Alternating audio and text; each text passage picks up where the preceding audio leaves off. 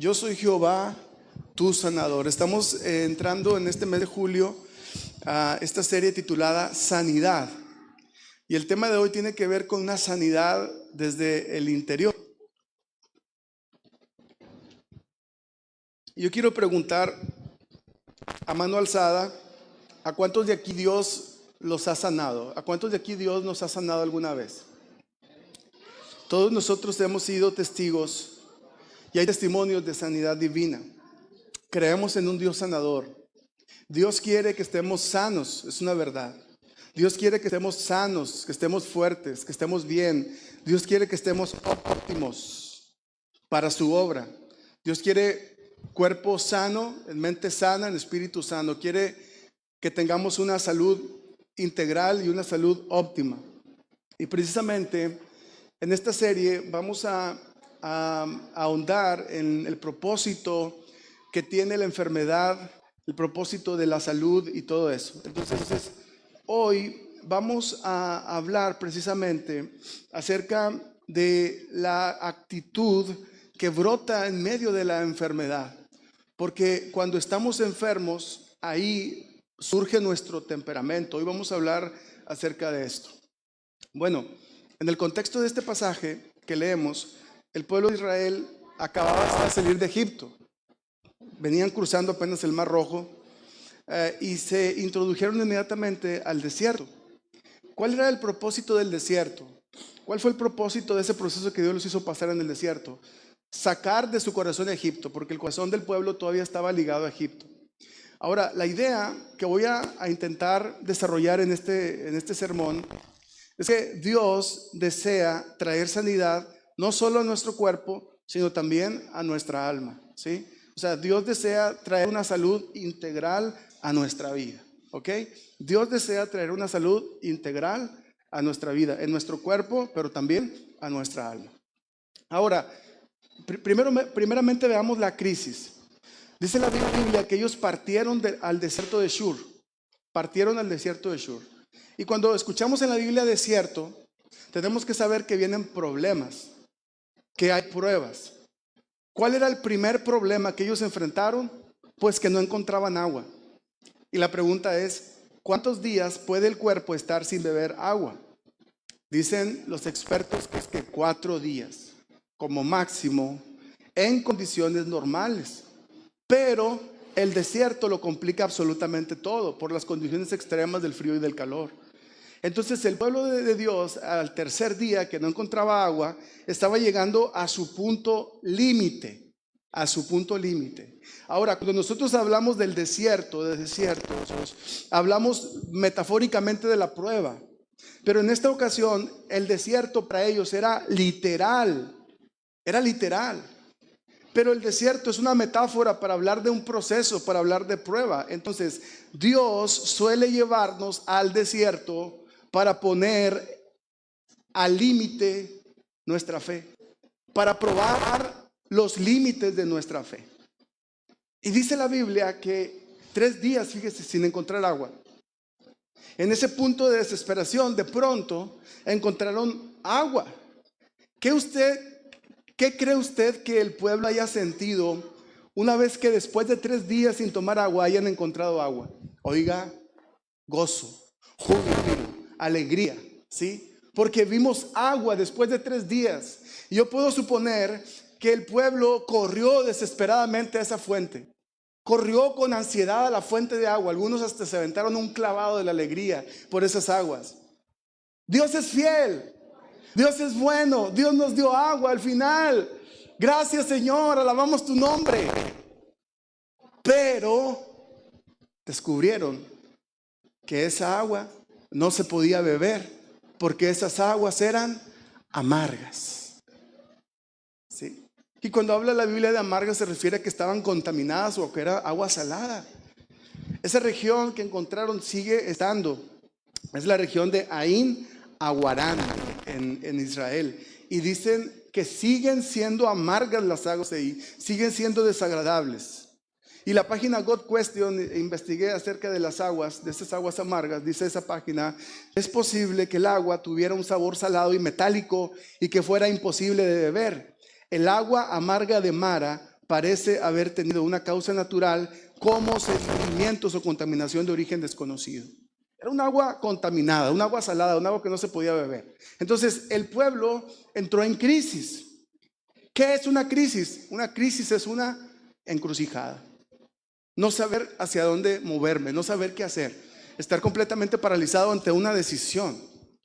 Porque es una decisión sobre qué camino voy a tomar, cómo voy a reaccionar, qué actitud, qué conducta voy a hacer, qué voy a hacer. Es una decisión, eso es una crisis. Una encrucijada que no sabes qué camino vas a tomar, izquierda o derecha, eso es una crisis. Entonces, había dos caminos para el pueblo de Israel: confiar en Dios, seguir creyendo en Dios o quejarse. La pregunta es, ¿qué hubiera hecho usted? Dijo nuestro presidente Peña, ¿usted qué hubiera hecho? ¿Usted qué hubiera hecho ante esa prueba? Póngase en el lugar del pueblo de Israel. ¿Sí? Se sintieron timados por Dios, se sintieron engañados. ¿Qué hubiera hecho usted? Estoy salado, dice usted. Estamos bien salados, fíjate. Ahora que pasamos a veces conflictos acá bélicos, le decía a mi esposa, no más falta que se cancele todo trámite, estamos bien salados. ¿Qué hubiera hecho usted en esta ocasión? Muy probablemente yo también me hubiera quejado. Y la respuesta, la reacción del pueblo fue también la queja. Dice la Biblia que el pueblo murmuró. Y esa palabra murmuración es un sonido indistinguible. Sabes que están hablando, pero no sabes qué están hablando. Y Moisés pasaba por ahí y yo me pongo a imaginar que el pueblo estaba cuchicheando, hablando, y Moisés escuchaba un sonido indistinguible. No podía saber, sabía que estaban hablando, pero no sabía de qué estaban hablando. Y la gente, nosotros somos muy quejumbrosos, ¿verdad que sí? Nos quejamos por cualquier cosa. Hablamos, buscamos cualquier motivo para quejarnos, para hablar. Buscamos para expresar lo que hay en nuestro corazón. Por ejemplo, ¿cuál es el tema de hoy? A una voz, ¿cuál es el tema de hoy de queja? El tema queja de hoy, ¿cuál es? La calor. ¿Verdad? El calor. Pero ni está tan caliente, hermanos. ¿O soy yo que ya me estoy volviendo más viejillo? Yo tengo frío. En serio, mire, estoy sudando de frío ahorita, no es calor. Pero el tema es que buscamos cualquier cosa para quejarnos, para hablar mal de una situación. Pero en esta ocasión, el pueblo no tenía un tema trivial, sino era algo, un argumento sólido, algo que estaban pasando. ¿Qué hemos de beber? Y yo imagino la presión y el estrés de Moisés como líder, el estrés al que estaba sometido, porque era un argumento sólido, no era una queja trivial, superficial, era algo sólido. ¿Qué hemos de beber? Se nos está acabando el agua. No tenemos que beber, se nos está acabando, nos estamos deshidratando. Nuestros niños chiquitos están muriendo de sed a un punto. Tal vez traían temperatura, no sé, hermanos, de deshidratación. Y La Cueva, un escritor comentarista, hablando sobre Moisés, dice que Moisés era tan osado en la causa de Dios, pero tan humilde en su propia causa. Y Moisés hizo lo mejor que un siervo de Dios puede hacer ante una situación desesperante, que es orar.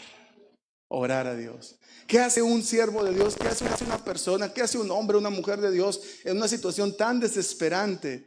Orar. ¿Qué hace usted cuando sus niños le piden por una necesidad y usted no puede suplirla? ¿Qué hace en esa situación? Tiene dos opciones. Quejarse es una crisis, tiene dos caminos. La opción número uno es quejarse, es amargarse, es enojarse. Pero la otra opción y la salida es orar, porque dice la Biblia que Dios en la prueba siempre nos presenta una puerta, y esa puerta está en la oración. Y dice la Biblia que Moisés no solo oró, sino clamó. Esa palabra literal significa llorar, chillar, gritar, como un bramido de todo lo que está bufando en la presencia de Dios. Eso fue lo que hizo Moisés en esa prueba, en esa presión. Canalice sus emociones hacia la oración, porque es la puerta que Dios abrirá en esos momentos de crisis extrema. Como padres de familia, nos encontramos en puntos límites también, donde nos sentimos a veces sin opciones. Cuando llega la enfermedad, cuando nuestros hijos se enferman, ¿verdad? Qué feo es aunque sea una temperatura, un dolor de cabeza, nuestra mente siempre está preocupada por eso, ¿verdad? Como padres de familia, nuestros hijos se enferman, hay una situación, hay un pago que hacer, se llegó el pago de la tarjeta de crédito, se llegó el pago de la luz, el pago del agua, situaciones que nos llevan al límite. Aquí la pregunta es, ¿qué vamos a elegir hacer ante una situación desesperada? ¿Vamos a quejarnos o vamos a confiar en Dios? Bueno, la manera en que nosotros vamos a descargar nuestro corazón y nuestra fe va a ser fortalecida es orando, porque cuando nosotros clamamos a Dios y presentamos nuestra causa, el Señor fortalece nuestra fe, nos da un respiro para pensar con claridad y vemos la mano de Dios operando. Amén. Pero la opción es clamar a Dios, es orar antes de quejarnos. Ok, ya vimos primeramente la crisis, ahora veamos el pacto. ¿Cuál fue la solución de Dios ante esa crisis? Muy fácil que obra Dios. ¿Qué hizo Dios? A Moisés le mostró un árbol y dice la Biblia que ese árbol lo echó sobre las aguas y las aguas amargas se convirtieron en aguas dulces. Dicen algunos que hay árboles que purifican el agua, pero en esta ocasión fue algo sobrenatural. Y diciéndonos Dios, hablando de la providencia de Dios, cómo Dios guiaba y cuidaba a su pueblo a través de un ambiente hostil, a través de un desierto.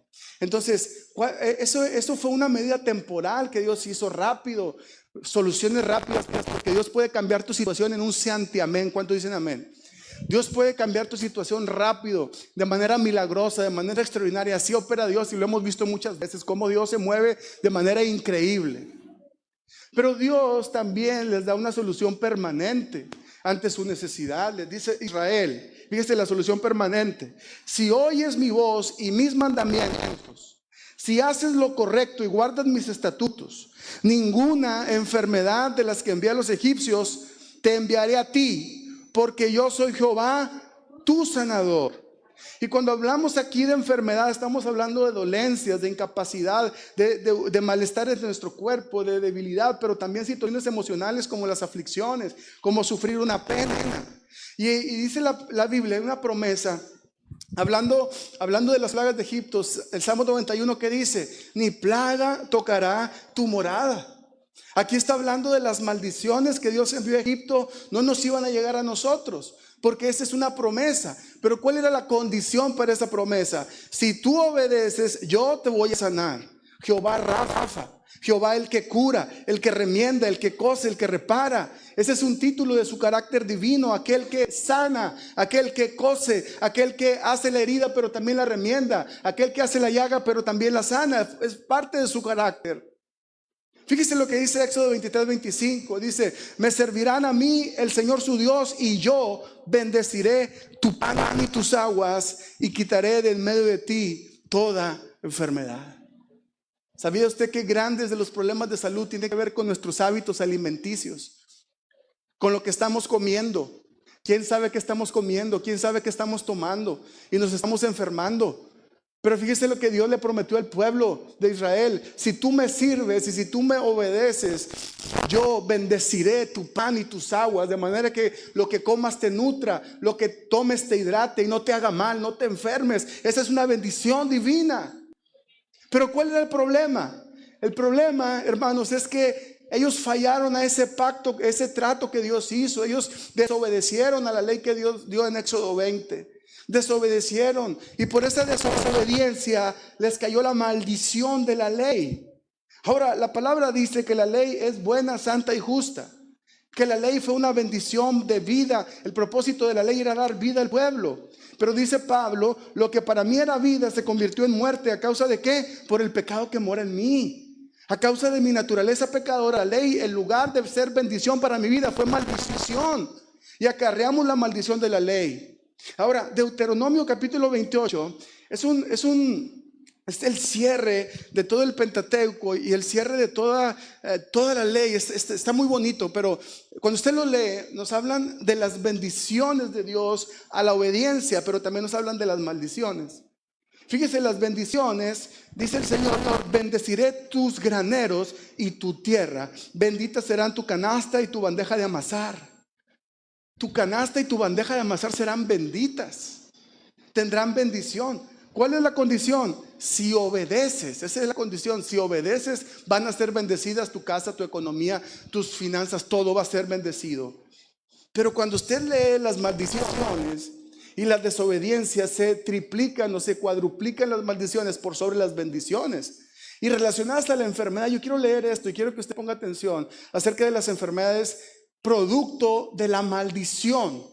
De la maldición. ¿Cuáles son esas enfermedades? Dice, fíjese: el Señor te infestará de plagas hasta acabar contigo en la tierra que vas a tomar por posesión. El Señor te castigará con epidemias mortales, fiebres malignas e inflamaciones, con calor sofocante y sequía, y con plagas y pestes sobre tus cultivos. Te hostigará hasta que perezcas. El Señor te afligirá con tumores y úlceras, como las de Egipto, y con sarna y comezón, y no podrás sanar. El Señor te hará sufrir de locura, de ceguera y delirio. El Señor te herirá en las rodillas y en las piernas, y con llagas malignas e incurables te cubrirán todo el cuerpo, desde la planta del pie hasta la coronilla.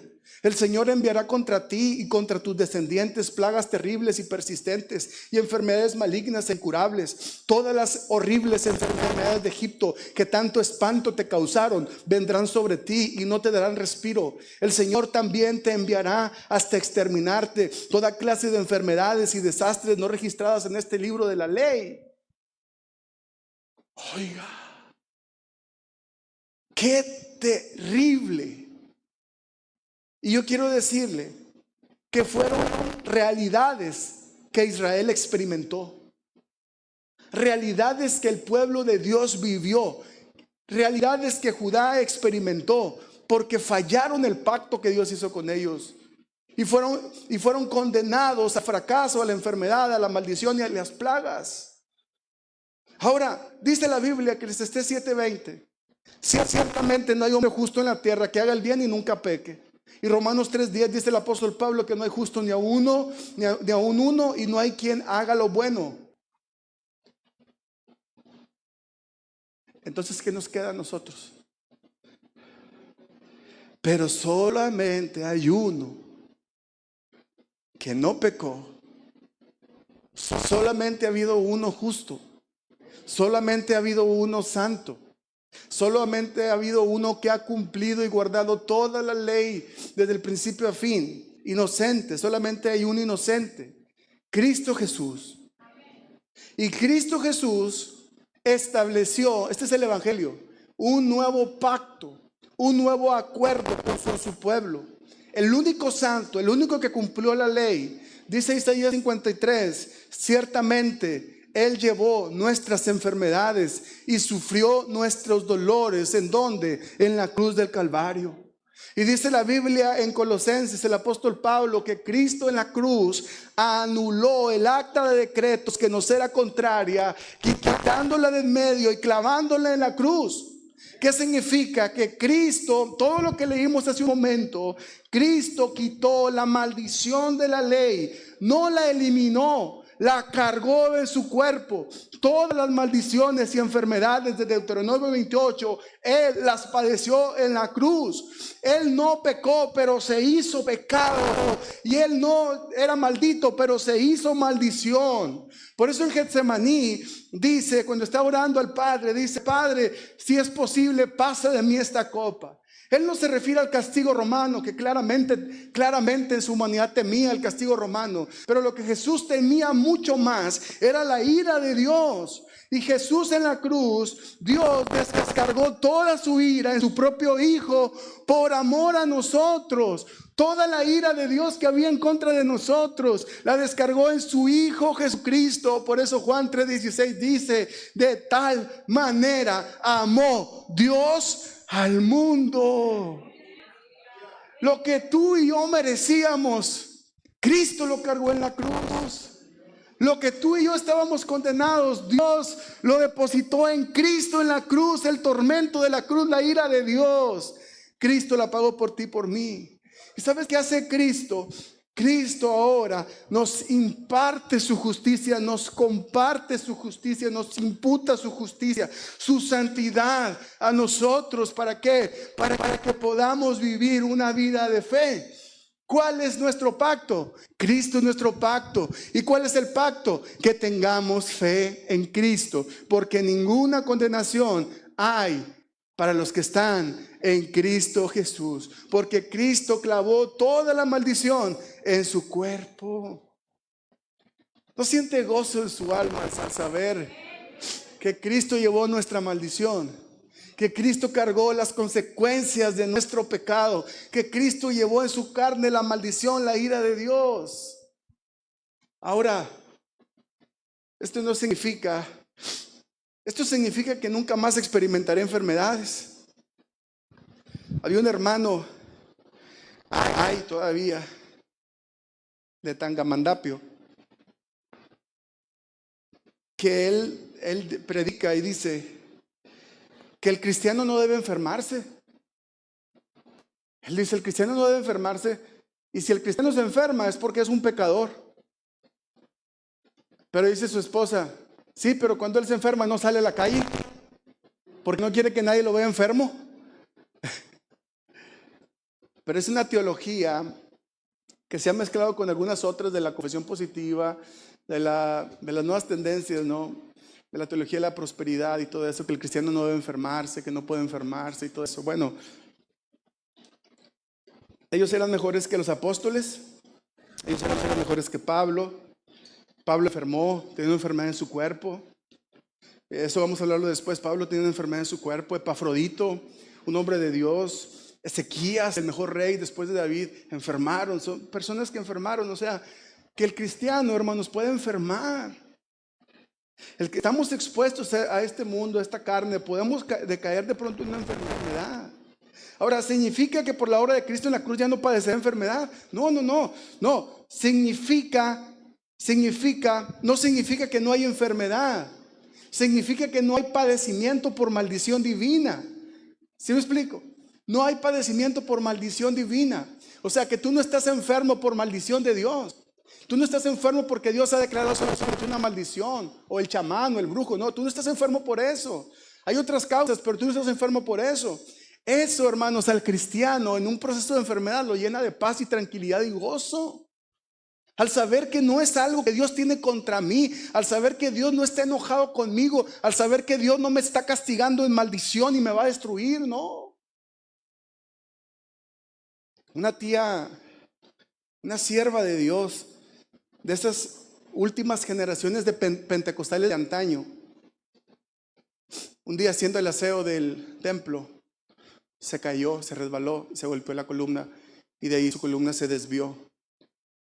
Y desde aquel entonces, estoy hablando de hace 12, 15 años, padece ella de su columna y cada vez que llegan fríos o en diferentes momentos ella enferma muy grave.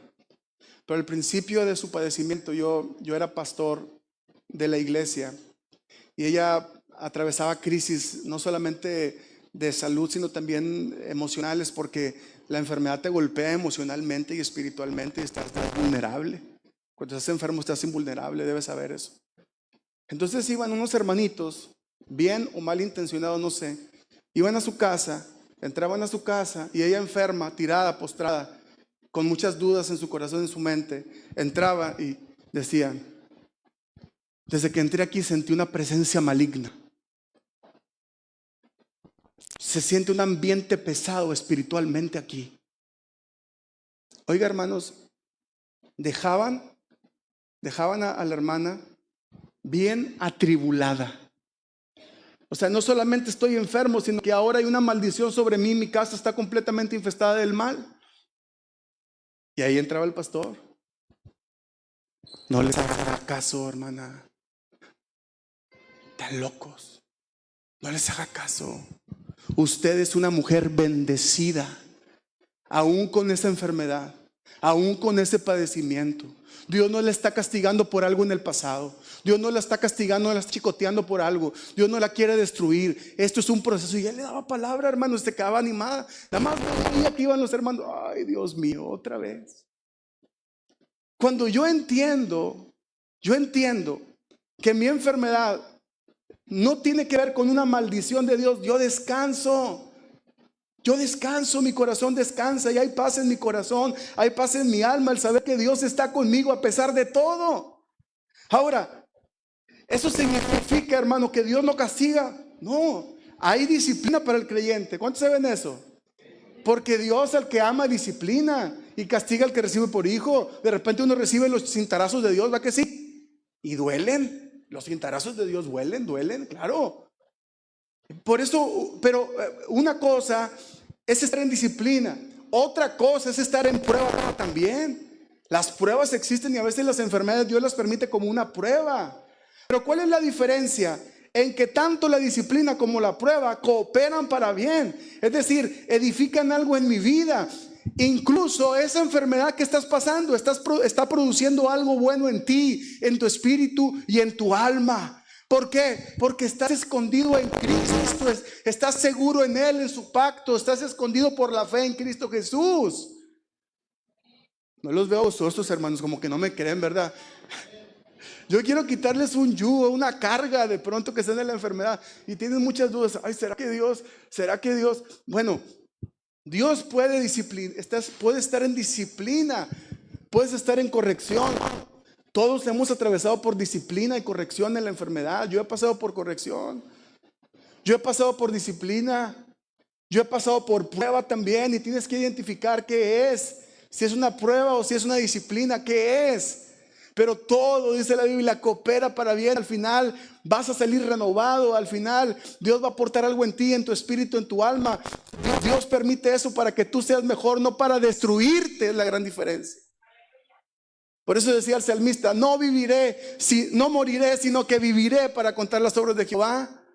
Y él se alentaba con esa realidad en su mente: no moriré, sino que viviré para contar las obras de Jehová. Cuando salga de esto, le voy a platicar a todos de cómo Dios me sacó adelante.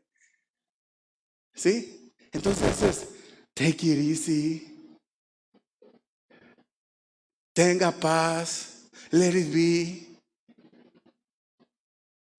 Porque todavía cuando usted está enfermo, todos esos pensamientos vienen y complican más la situación. Ahora, vamos a hablar de sanidad.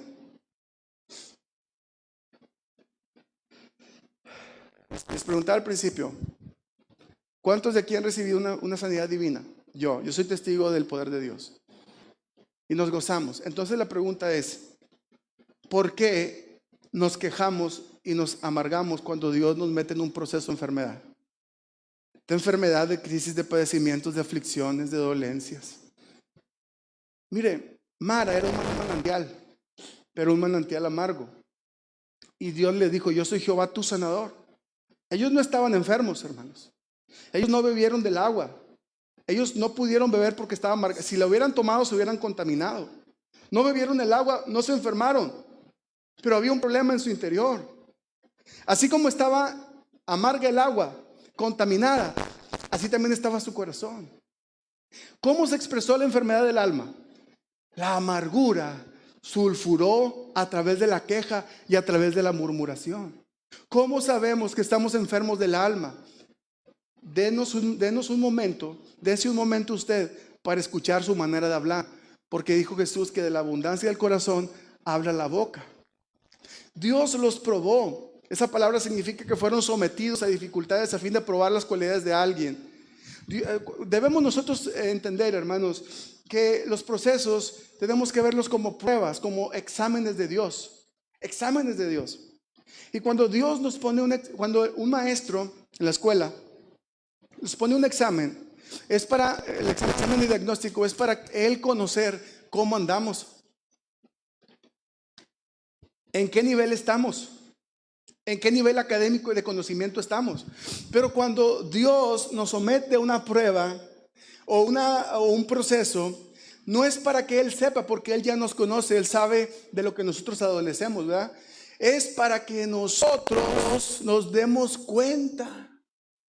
Es para que tú te des cuenta de dónde adoleces, de dónde flaqueas, cuál es tu debilidad.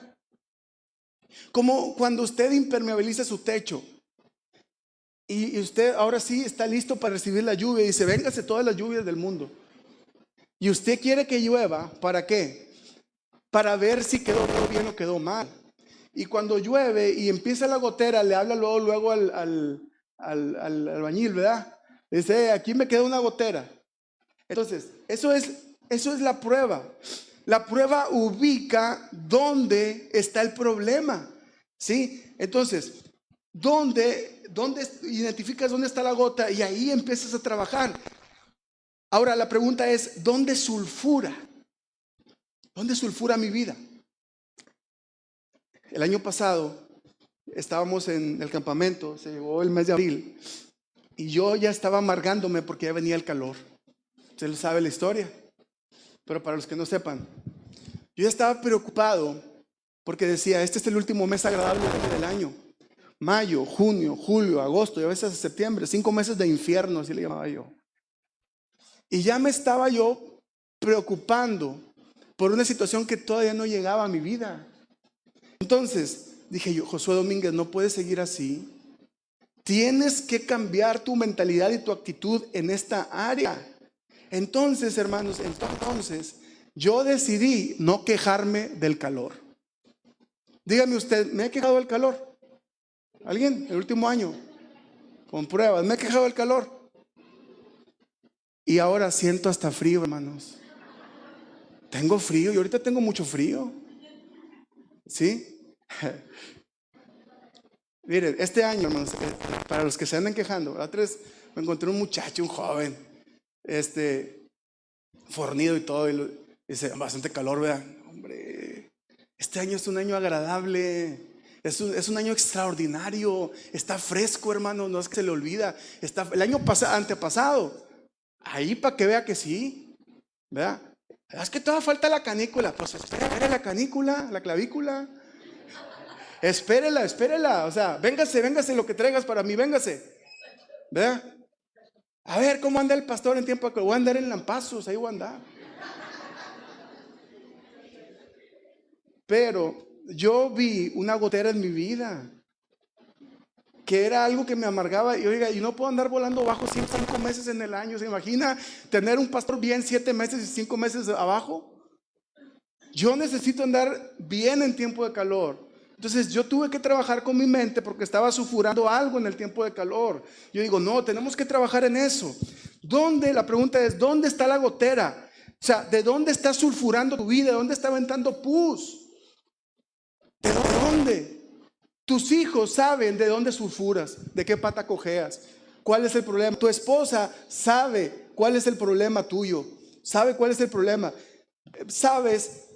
Tú sabes de dónde estás enfermo. Por el calor, te quejas del calor, te quejas del tráfico. Ese es un área que no he superado todavía, el tráfico. Le digo a mi esposa, mira, van disfrutando el paisaje. Cuando uno lleva prisa, va la gente disfrutando el paisaje y ahí te vas queje, ¿verdad?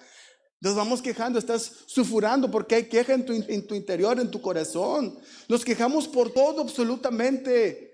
Y yo me incluyo y todos tenemos un punto de queja en el que somos vulnerables. Te quejas por absolutamente todo, por la alabanza, por los proyectos, por qué no hacen, por qué hacen, por los cambios.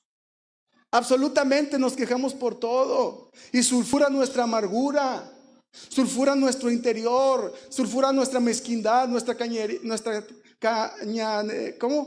tacañería, sulfura nuestro egoísmo, sulfura nuestra envidia, sulfuran situaciones en nuestro interior en los tiempos de crisis. Y es un veneno que nos está consumiendo en el interior. El pueblo de Dios, aunque no estaba enfermo físicamente, estaba enfermo en su alma. ¿Sí? Estaba enfermo en su alma. O sea, hay algo en tu interior, en nuestro interior, que despierta la queja, que despierta la murmuración, que despierta la amargura. Y todos tenemos un punto de queja en el que somos muy vulnerables. Entonces, la enfermedad y los procesos, las dificultades ponen en relieve mi condición espiritual y mi condición emocional. Entonces, cuando tú te des cuenta que hay algo que está sulfurando en tu interior, en tu corazón, tienes que identificarlo.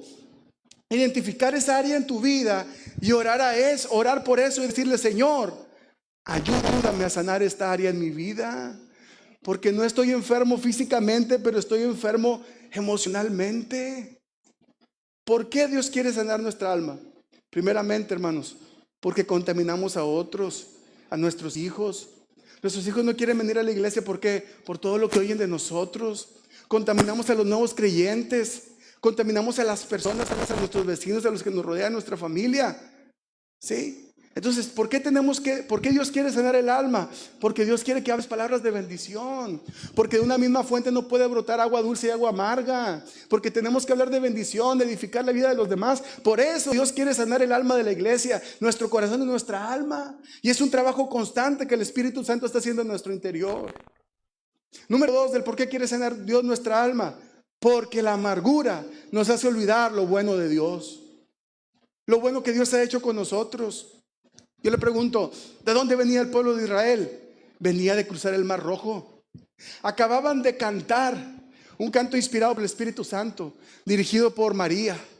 Acababan de alabar a Dios, de gozarse por la victoria que Dios les dio. Y 3 días después se estaban quejando. Se les olvidó que Dios les había abierto el mar para pasar por el medio. La amargura hace que nos olvidemos de las bendiciones de Dios. ¿Sabe, hermanos? Somos muy ingratos los seres humanos, muy ingratos. Y Dios no nos tiene conformes con nada. Esta semana estuvimos teniendo problemas con la luz. Y ando yo checando los medidores de todos los vecinos hasta ya madrugada. Los perros persiguiéndome yo ahí. Y Lolis, no está Lolis. Yo sí tengo luz, pastor. ¿Por qué no tenemos luz nosotros? Allá andamos allá con oficinas y hablando y todo. No. Y gracias a Dios, fíjese, estaba muy perturbado el viernes. Le digo a mi esposa, me está estresando mucho este tema. Gracias a Dios que el sábado solucionaron, y esta es la prueba de que no digo nada porque de repente, ¿verdad? Pero ayer que se solucionó el problema, dije yo, fíjate que cómo estamos tan acostumbrados a las bendiciones, que siempre queremos ahora estar cómodos, siempre. No queremos tener calor ni un momento. Y se va la luz, ¿y qué hacemos? Estamos marquima, pero buenos para cobrar, ¿verdad? Y yo le decía, Señor, perdónanos porque no estamos equipados para padecer. No estamos equipados para sufrirla. No estamos equipados para tener hambre. Cuando tenemos hambre, se nos olvida cuando Dios nos proveyó en el pasado. Cuando disfrutaste de ese banquete, de ese bistec tan rico que Dios te dio. Pero ahora estás comiendo frijolitos y sopita y nos olvidamos. La crisis te hace olvidar las bendiciones de Dios y producen en ti amargura en tu corazón. Dios quiere sanar nuestro corazón para que seamos agradecidos, para que la prueba no te robe el gozo, para que la prueba no te desinfle, para que la enfermedad no venga y aplaste tu moral, tu vida espiritual. Por eso Dios quiere sanarnos desde adentro. Y en tercer lugar, Dios quiere sanarnos nuestra alma, porque la amargura nos enferma más. Está comprobado que una mala actitud complica más la enfermedad. Antier fui a ver a la hermana Rosy Flores y está recién operada de su pierna. Y me dice que cuando va a los chequeos, entre las cosas que checan los médicos es su actitud. ¿Cómo anda de actitud? Checan la actitud. Y yo, ¿por qué es tan importante la actitud? Porque la actitud complica una situación. La amargura complica la enfermedad, la hace peor. Entonces, en medio de eso, hermanos, nosotros tenemos que saber, debemos que luchar contra esos conflictos interiores, ¿sí? Dios quiere sanar nuestro corazón y nuestra alma. Póngase de pie y si me ayudas, por favor, a ministrar un momento. Cuando yo estaba cuando estaba niño, enfermé de hepatitis. Me daban un medicamento que sabía puro fierro, el medicamento. Bien feo sabía. Tenía los ojos amarillos, radioactivos, amarillos. Y hubo una campaña